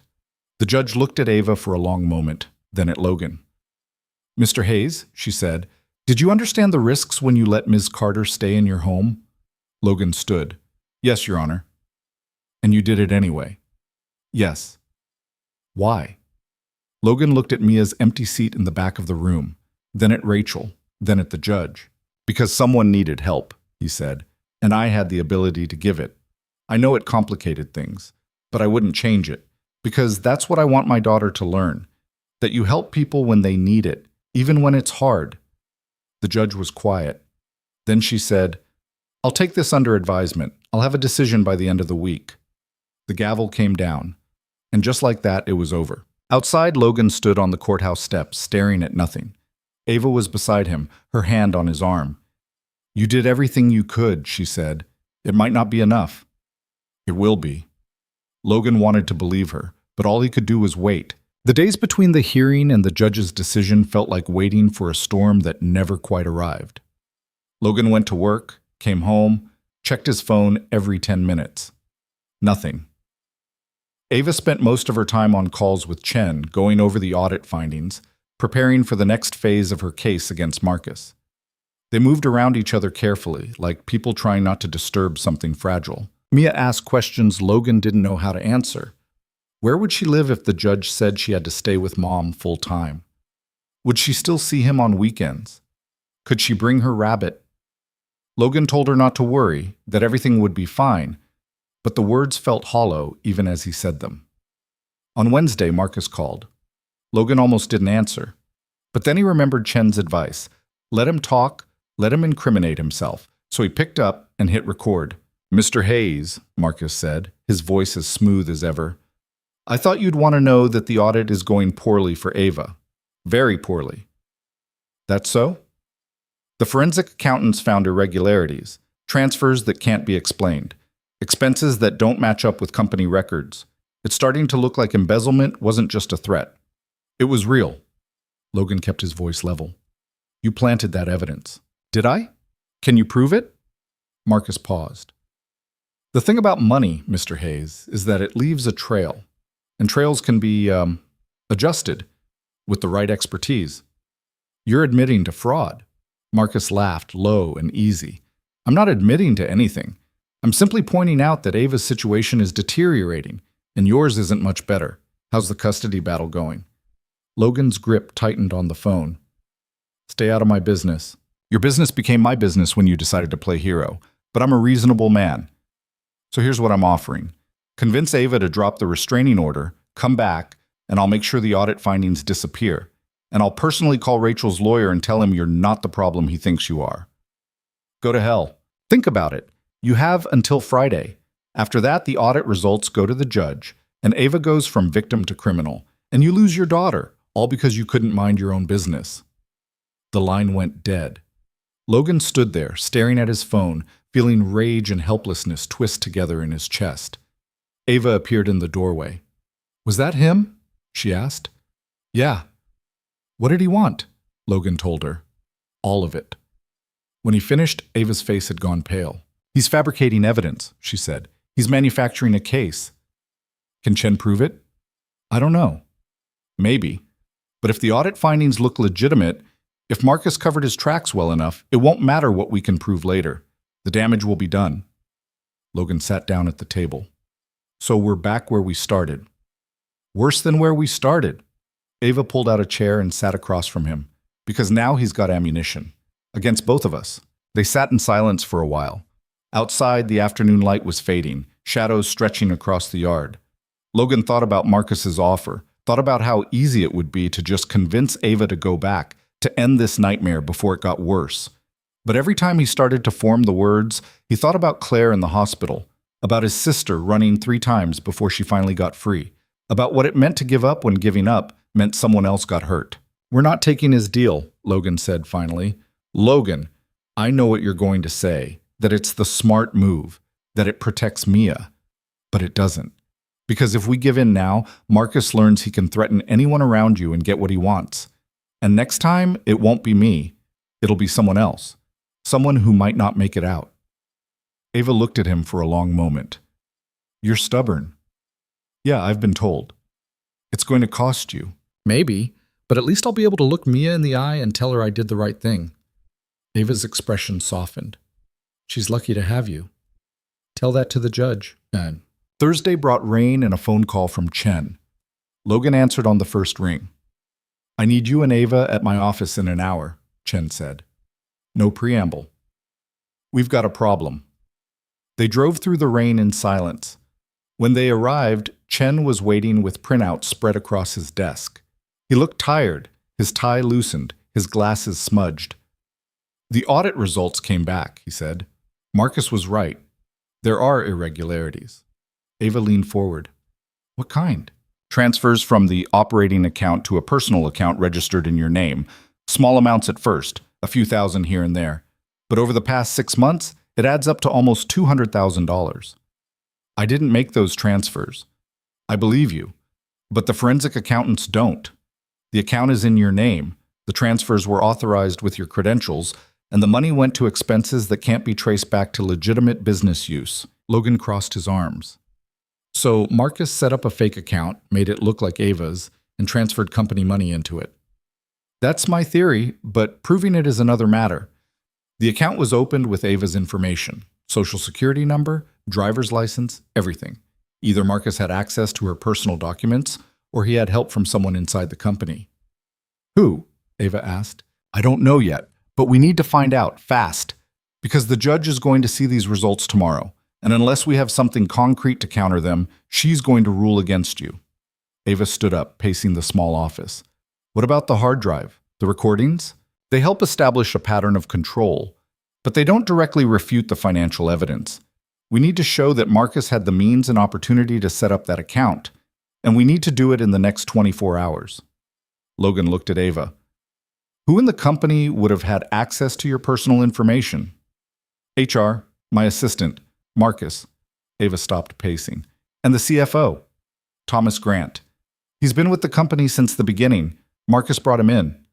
You trust him? I did. But if Marcus has been planning this for months, if he's been positioning himself to take over, Thomas would be the logical person to help him. Chen scribbled something on his notepad. Can you get me his contact information? I can do better than that. I can go talk to him. No, Logan said immediately. That's too risky. If Thomas is working with Marcus, then I need to know. And the only way to find out is to ask him directly. Ava turned to Chen. Can you get me a warrant for his financial records? Not without probable cause, and we don't have that yet. Then I'll get it. Logan shook his head. Ava, this is insane. You can't just walk in and accuse your CFO of fraud. I'm not going to accuse him. I'm going to give him a chance to come clean. Ava grabbed her jacket. If Thomas helped Marcus, he's covering his own tracks too. And if I can make him believe that Marcus is going to throw him under the bus, he might give me what I need. Chen looked skeptical. That's a big if. It's the only play we have. Logan stood. Then I'm coming with you. No, you have Mia to think about. You can't afford to get pulled deeper into this. I'm already in this, and you're not doing this alone. They stared at each other, neither willing to back down. Finally, Chen cleared his throat. If you're going to do this, do it smart. Go during business hours, public place, and record everything. Ava nodded. Agreed. Thomas Grant's office was in a building downtown, sleek and modern, the kind of place that screamed success. Logan and Ava walked in just after lunch, signing in at the front desk like they belonged there. The receptionist didn't question them. They took the elevator to the 8th floor. Thomas's office was at the end of a long hallway, his name on a brass plate beside the door. Ava knocked. A voice called out, "Come in." Thomas was younger than Logan expected, mid-40s, wearing a tailored shirt with the sleeves rolled up, his dark hair graying at the temples. He looked up from his computer, and his expression shifted from confusion to surprise when he saw Ava. Ava, I didn't know you were coming. I didn't make an appointment. Thomas stood, glancing at Logan. And who's this? A friend. Ava closed the door behind them. We need to talk. Thomas's smile faded. About what? About the audit, and the account Marcus set up in my name. The color drained from Thomas's face. He sat back down slowly, his hands gripping the armrests of his chair. I don't know what you're talking about. Yes, you do. Ava moved closer, her voice calm but sharp. Marcus restructured the financial account 6 months ago. You signed off on it. And somewhere in that process, an account was opened in my name that I never authorized. Money's been going into it. Small amounts. Untraceable expenses. And now the audit makes me look like I've been embezzling from my own company. Thomas said nothing, but his jaw tightened and Logan saw the guilt written all over his face. You helped him, Ava said. Didn't you? I didn't have a choice. There's always a choice. Thomas looked at her, and for the first time Logan saw real fear in his eyes. You don't understand what Marcus is like, what he's capable of. Actually, I do. Better than you think. But here's the thing, Thomas. Marcus is going to lose. The restraining order's in place. The judge is reviewing everything. And when it all comes out, Marcus is going to need someone to take the fall. And that someone is going to be you. Thomas's hands were shaking. He said it was temporary. That he just needed leverage in case you tried to leave. I didn't think... You didn't think I'd actually leave? Or that I'd fight back? Ava leaned on the desk. But I did. And now you're caught in the middle. So you have 2 options. You can go down with Marcus, or you can help me. If I help you, he'll destroy me. If you don't, I will. They stared at each other. Logan stayed by the door, watching, his hand in his pocket where his phone was still recording. After what felt like an eternity, Thomas let out a shaky breath. What do you need? He asked. Everything. The authorization forms for that account. The records showing Marcus's access. Any emails, any communications that prove he orchestrated this. That's all on the company server. If I pull it, Marcus will know. Then pull it fast, before he can stop you. Thomas hesitated. Then he opened his laptop and started typing. His fingers moved quickly, pulling up files, copying them to a drive. Logan watched the clock on the wall. 5 minutes. 10. 15. Finally, Thomas unplugged the drive and held it out to Ava. This is everything I have. But Ava, if Marcus finds out I gave you this, he won't. Not from me. Ava took the drive. But you need to leave. Today. Go somewhere he can't find you. And when this is over, you come back and testify. Thomas nodded, his face pale. I'm sorry. For all of it. Save it. Just do the right thing now. They left the office, moving quickly through the hallway, down the elevator, out into the cold afternoon air. Logan didn't speak until they were in the truck, doors locked, pulling away from the building. You think he'll run? Logan asked. I think he's terrified enough to try. Ava clutched the drive. But it doesn't matter. We have what we need. They drove straight to Chen's office. He took the drive, plugged it into his computer, and started scanning the files. His expression shifted from skeptical to focused to something that looked almost like satisfaction. This is good, he said. Really good. Authorization forms signed by Marcus. Emails between him and Thomas about setting up a discretionary account. And here, he clicked on a file. A memo from Marcus instructing Thomas to use Ava's information to open the account for what he called strategic flexibility. Is that enough? Ava asked. It's enough to prove Marcus orchestrated the fraud. Whether it's enough to clear you completely depends on how the judge interprets it. But it's a hell of a lot better than what we had this morning. Logan felt something tight in his chest loosen. Not much, but enough to breathe. Can you get this to the judge before the ruling tomorrow? He asked. I'll file an emergency motion tonight. If she agrees to review it, we might have a shot. Ava sat down, her hand shaking slightly. And if she doesn't? Then we go to trial, and we fight. That night, Logan couldn't sleep. He lay in bed staring at the ceiling, running through every possible outcome. The judge could rule in Ava's favor, or she could decide the evidence was too circumstantial. The custody decision could go either way. By this time tomorrow, he could have Mia, or he could lose her. And there was nothing he could do but wait. Downstairs, he heard movement. He got up, pulled on a shirt, and found Ava in the kitchen, making tea she probably wouldn't drink. Can't sleep either? He asked. Not even close. Logan leaned against the counter. You did good today. With Thomas. I backed him into a corner.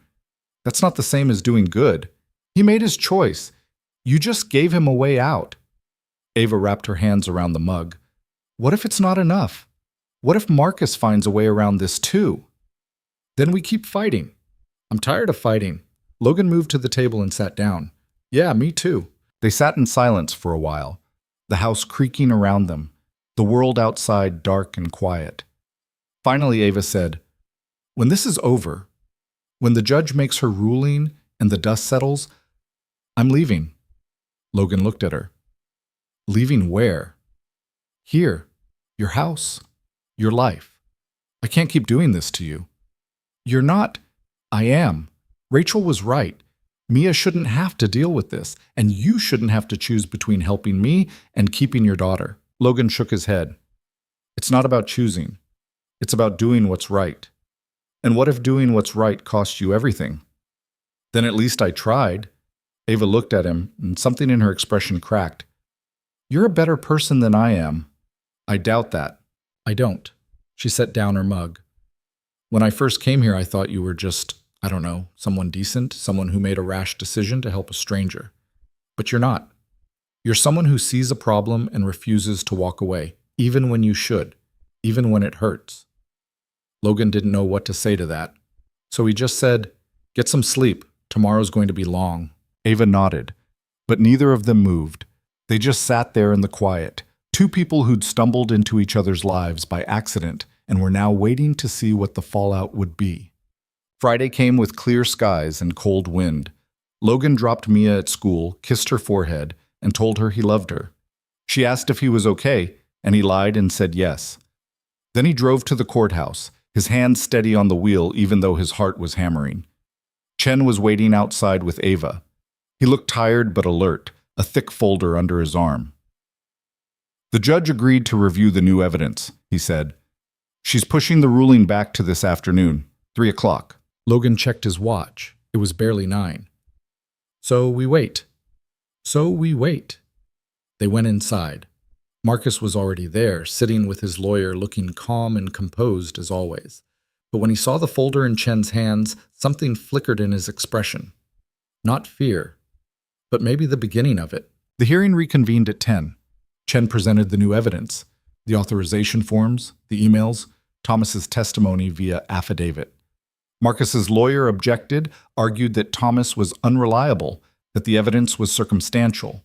But Chen was ready. He laid it out piece by piece, showing how Marcus had systematically positioned himself to take control of Ava's company, how he'd manipulated the finances, how he'd set her up to look guilty. The judge listened, asked questions, and when it was over, she said, "I'll review the materials and issue my ruling at 3. In the meantime, Mr. Hale, I suggest you consult with your attorney about potential criminal charges." Marcus's expression didn't change, but his lawyer leaned over, whispering urgently. Logan allowed himself a moment of hope. They left the courtroom and spent the next few hours in a coffee shop across the street. Ava stared at her phone.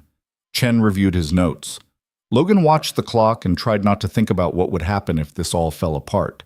At 2:30, they walked back to the courthouse. The hallways were crowded now, people coming and going, lawyers with briefcases, families waiting for hearings. Logan found a bench and sat, his leg bouncing nervously. At 2:55, a bailiff called them back into the courtroom. Logan's heart was in his throat as they filed in. Marcus was already seated, his face unreadable. The judge entered, took her seat, and looked at the assembled group. "I've reviewed the evidence," she said, "and I'm making my ruling permanent. The restraining order against Mr. Hale will remain in effect indefinitely. Additionally, I'm referring this matter to the district attorney's office for investigation into potential fraud and embezzlement charges against Mr. Hale, not Ms. Carter." Logan felt the air leave his lungs. Beside him, Ava's hands were shaking. The judge continued. "As for the financial accounts, they are to be unfrozen and returned to Ms. Carter's control, pending a full board review. Mr. Hale, you are to have no further involvement in Carter Dynamics or any of its subsidiaries. Do you understand?" Marcus stood slowly. For the first time since Logan had met him, he looked genuinely rattled. "Yes, Your Honor." "Good. Court is adjourned." The gavel came down. And just like that, it was over. Outside, Ava stood on the courthouse steps, staring at the street like she couldn't quite process what had just happened. Chen was talking to her, saying something about next steps and board meetings and rebuilding, but Logan could see she wasn't really listening. He waited until Chen left, then walked over. "You okay?" he asked. Ava looked at him, and for the first time since that night on his porch, she smiled. Not small, not careful, just real. "I think so," she said. "I think I actually am."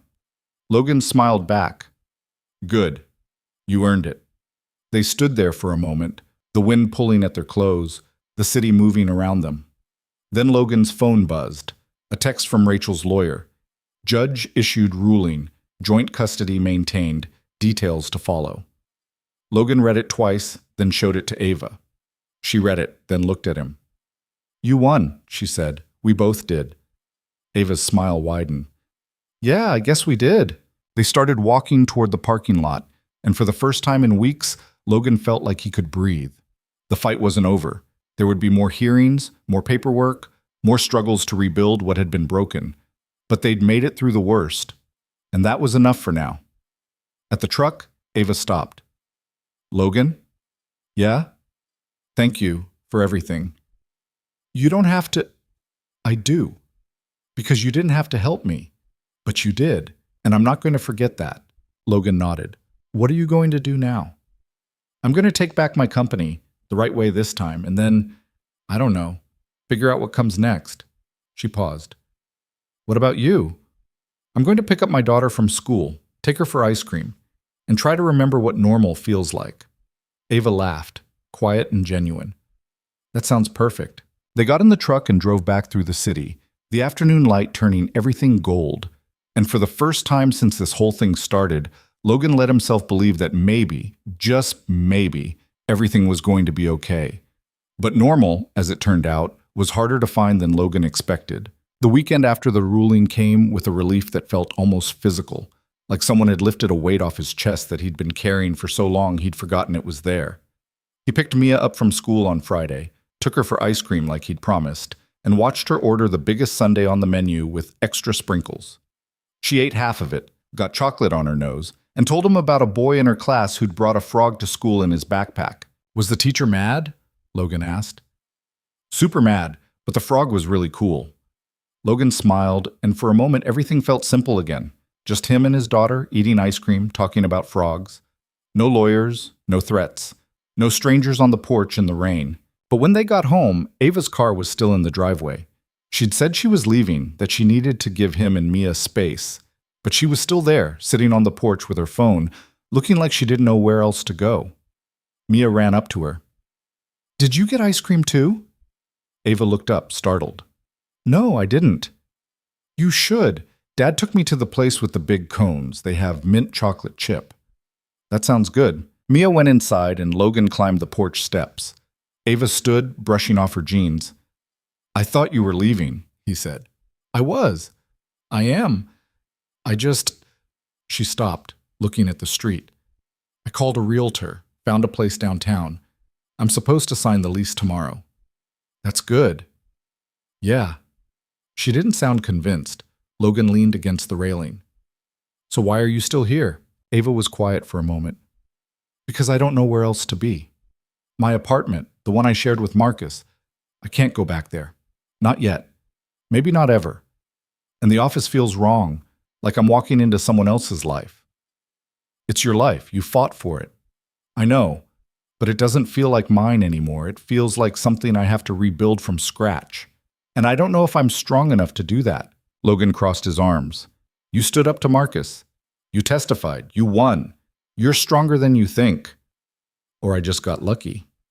If Thomas hadn't cracked, if the judge hadn't agreed to review the evidence, but he did, and she did, and you're here." Logan pushed off the railing. "Look, I get it. You've been fighting for so long that you forgot what it feels like to just exist. But you don't have to figure it all out tonight. Take your time. Find your footing, and stop acting like you owe anyone an explanation for needing space to breathe." Ava looked at him, and something in her expression softened. "You're good at this." "At what?" "Saying the thing people need to hear. I'm just saying what is true." She smiled, small but real. "Thank you for letting me stay as long as I have." "You're welcome. But Ava, you don't have to leave tomorrow if you're not ready. The guest room's still there, door's still open." Ava shook her head. "You've done enough, more than enough, and Mia needs her life back. She needs you to herself for a while." Logan wanted to argue, but he also knew she was right. Mia had been patient, adaptable, more understanding than most kids her age would have been. But she deserved stability, routine. A house that felt like home instead of a halfway point between crises. "Okay," Logan said, "but if you need anything, I'll call, I promise." They stood there for a moment, the afternoon light fading into evening, and Logan realized how strange it was going to feel when she was gone. He'd gotten used to her presence, to the sound of her moving around the house, to the way she drank coffee but never finished it. It wasn't romantic. It had never been that. But it was something. A connection forged in crisis, tested by fire, and somehow still standing. The next morning, Ava packed her things. It didn't take long. She'd arrived with almost nothing, and she was leaving with only slightly more. Logan helped her load the car, and Mia watched from the porch, her rabbit tucked under her arm. When everything was loaded, Ava knelt down in front of Mia. "You take care of your dad, okay?" Ava said. "I always do," Mia said seriously. "I know, you're good at it." Ava smiled. "And thank you for sharing your house with me."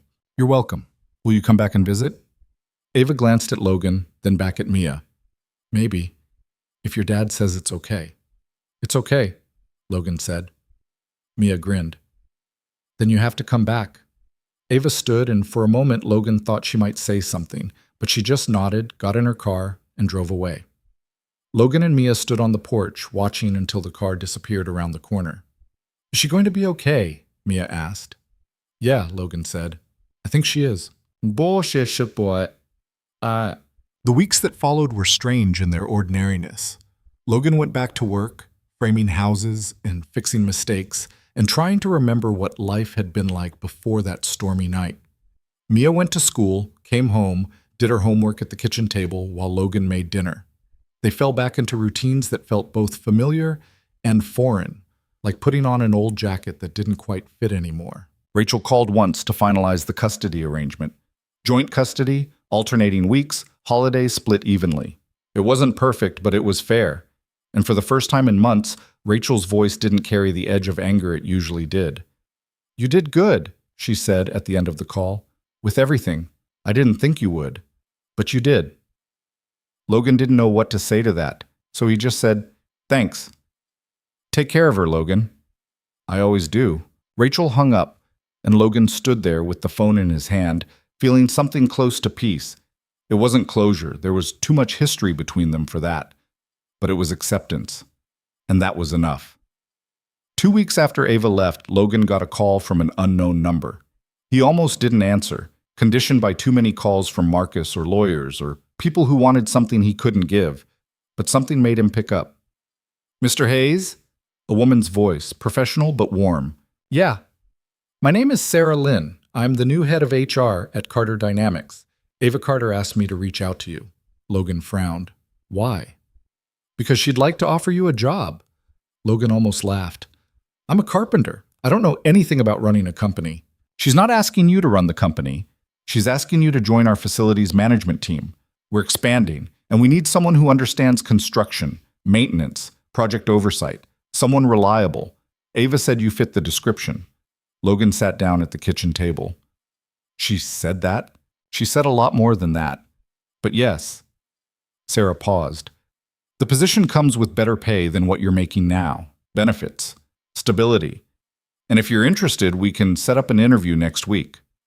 Logan thought about the job site he'd been working, the project manager who changed his mind daily, the weather that made every day a gamble, the paycheck that barely covered rent and groceries and Mia's school expenses.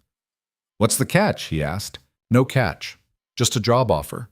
From someone who wants to give you the same chance you gave her." Logan closed his eyes. "I'll think about it. Take your time." "But Mr. Hayes, Ava doesn't make offers like this lightly. If she's reaching out, it's because she believes in you." Sarah hung up. Logan sat there for a long time, staring at his phone, trying to process what had just happened. A job offer. From Ava. After everything they'd been through, after she'd walked away to give him space, she was still thinking about him, still trying to help. He didn't know what to do with that. That night, after Mia was asleep, Logan called Ava. She answered on the second ring. "Hey," she said. "Hey, I got a call from Sarah Lynn." "I know. I asked her to reach out." "Why?" Ava was quiet for a moment. "Because you helped me when you didn't have to, and because you're good at what you do, and because I wanted to give you an opportunity that didn't come with strings or expectations, just a job, if you want it." "Ava, you don't have to take it, Logan. I'm not trying to repay a debt or make things even. I just thought, I don't know, I thought maybe you could use something stable, something that didn't involve 12-hour shifts in the rain." Logan leaned back in his chair. "You didn't have to do this." "I wanted to. Is that okay?" "Yeah, it's okay." He paused. "I'll think about it." "Good. And Logan, thank you for answering." They talked for a while after that. Not about the job, not about Marcus or the trial or the custody hearing, just small things, how Mia was doing in school, how Ava's first board meeting had gone. How strange it felt to walk into her office and not feel like she was waiting for something bad to happen. "It's getting easier," Ava said. "Slowly, but it is." "That's good. What about you? Is it getting easier?" Logan thought about that. "Yeah, I think so." When they hung up, Logan felt something shift inside him. Not relief exactly, more like recognition. That sometimes the people who came into your life during the worst moments weren't just there for the crisis. Sometimes they stayed. Not in the same way, not in the same space, but in the choices they made, in the doors they opened, in the quiet ways they kept showing up even when they didn't have to. Logan took the job. He gave his 2 weeks' notice at the construction site, endured his project manager's irritated lecture about loyalty, and started at Carter Dynamics the first week of December. The work was different, more oversight than hands-on labor, more coordination than sweat. But it was good, stable. And for the first time in years, Logan felt like he was building something that might last. Ava kept her distance at first. Professional, polite. She'd stop by the facilities office to check on projects, ask questions, make sure everything was running smoothly. But she never lingered, never crossed the line between boss and something more complicated. But one afternoon in mid-December, she showed up at his office with 2 cups of coffee and a folder full of blueprints. "Got a minute?" she asked. "Sure." She sat down across from his desk and spread out the blueprints. "We're renovating the 5th floor. New conference rooms, updated offices. I wanted your opinion on the layout." Logan studied the plans. They were good, functional, efficient. But there were a few places where the design didn't account for load-bearing walls or electrical routing. He pointed them out, and Ava made notes, nodding. "This is why I hired you," she said. "Because I know where the walls are? Because you see problems before they happen. And because you're honest." She looked up at him. "That's rarer than you think." Logan set down his pen. "How are you doing? Really?" Ava leaned back in her chair. "Better." The board voted to officially remove Marcus from all positions. He's fighting it, but his lawyer knows it's a losing battle. And the DA is building a case. It's going to take time, but they think they have enough to file charges. That's good. It is, but it's also exhausting. Every day feels like I'm cleaning up a mess I didn't make, and I keep waiting for the other shoe to drop, for Marcus to find some new way to hurt me. He won't. He's done. You sound sure. I am, because he lost his power, and without that, he's just a guy with a grudge and no way to act on it. Ava smiled, tired but genuine. I hope you're right. They talked for a while longer, and when Ava left, Logan felt that same shift again. That recognition that some connections didn't fade just because the crisis ended. They evolved, found new shapes, became something quieter, but no less real. Christmas came, and Logan spent it with Mia. They decorated the tree together, made cookies that turned out lopsided, watched old movies on the couch. Rachel had Mia for Christmas Eve, and Logan had her for Christmas Day, and for the first time in years, the handoff didn't feel like a battle. Just 2 parents trying to do right by their kid. On New Year's Eve, Logan got a text from Ava. "Throwing a small party for the team. You should come, if you want." Logan stared at the message for a long time. He hadn't been to a party in years, hadn't wanted to. But something about the invitation, the casualness of it, the lack of pressure, made him think maybe it was time to start saying yes to things again. He dropped Mia off at Rachel's, drove to the address Ava had sent, and found himself standing outside a renovated loft downtown. Music filtered through the windows, and through the glass he could see people laughing, talking, holding drinks. For a moment he almost turned around, but then the door opened and Ava was standing there, smiling. "You came," she said. "Yeah, I did. Come on, I'll introduce you to people." The party was smaller than Logan expected, maybe 20 people, most of them from the company. Ava introduced him to department heads, engineers, the new CFO who'd replaced Thomas. Everyone was friendly, curious, asking him about his work and his daughter and how he liked the company so far. Logan answered, made small talk, and found that it wasn't as hard as he'd thought it would be. Around 11, he found Ava on the balcony, standing alone, looking out at the city. He joined her, leaning against the railing. "You okay?" he asked. "Yeah, just needed a minute." "It's a good party." "Thanks. I wasn't sure anyone would show. I'm still getting used to the idea that people actually want to work here again." She glanced at him. "What about you? Having a good time?" "Surprisingly, yeah." Ava smiled. "Good. You deserve it." They stood in comfortable silence for a while, the city light stretching out below them, the sound of the party muted behind the glass. Then Ava said, "I've been thinking about something." "What's that?" "About what you said, that night in your kitchen, about how I needed to stop letting Marcus control me, even from a distance." "I remember. You were right. He had power because I was afraid. And I let that fear dictate everything I did, every choice I made, every risk I didn't take." She looked at him. "But you didn't. You took the risk, even when it could have cost you everything, and that's what made the difference." Logan shook his head. "I just did what needed doing." "No, you did what most people wouldn't, and I'm never going to forget that." Logan didn't know what to say, so he just nodded, and they stood there together, watching the city, waiting for midnight. When the countdown started inside, they went back in. Everyone gathered, counting down, and when the clock struck 12, the room erupted in cheers. People hugged, clinked glasses, made toast to the new year. Ava raised her glass and Logan raised his, and they drank to new beginnings. Later, as people started to leave, Logan found Ava by the door, saying goodbye to guests. When the last person left, she turned to him. "Thanks for coming," she said. "Thanks for inviting me." "I mean it, Logan. I know this year was—" She paused, searching for the word. "Hard, for both of us. But I'm glad you were part of it." "Me too." Ava smiled. "Happy New Year." "Happy New Year." Logan left, drove home through empty streets, and found himself thinking about everything that had happened. The storm, the fear, the fights. The moments when it felt like everything was falling apart, and the moments when it didn't. When it felt like maybe, just maybe, things were going to be okay. Spring came slowly. The snow melted, the trees started to bud, and Logan settled into his new job with a rhythm that felt almost easy. Mia thrived in the stability. Better grades, more friends, fewer questions about why mom and dad couldn't just get along. Rachel even called once to say she was proud of him, which might have been the strangest moment of the entire year. Ava rebuilt her company piece by piece. The board supported her. The employees stayed. And slowly, Carter Dynamics became what it was always supposed to be. A business built on integrity instead of control, on collaboration instead of fear. Marcus fought the charges, but the evidence was overwhelming. By April, he'd accepted a plea deal, 5 years, eligible for parole after 3. Ava didn't go to the sentencing. She didn't need to. The closure she needed wasn't in watching him lose. It was in realizing she didn't need to watch at all. One afternoon in May, Logan was reviewing renovation plans when Ava knocked on his office door. "Got a minute?" she asked. "Always." She sat down, and Logan could tell something was different.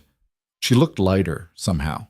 Less like someone carrying the weight of the world, and more like someone who'd finally set it down. "I wanted to tell you something," she said. "Okay.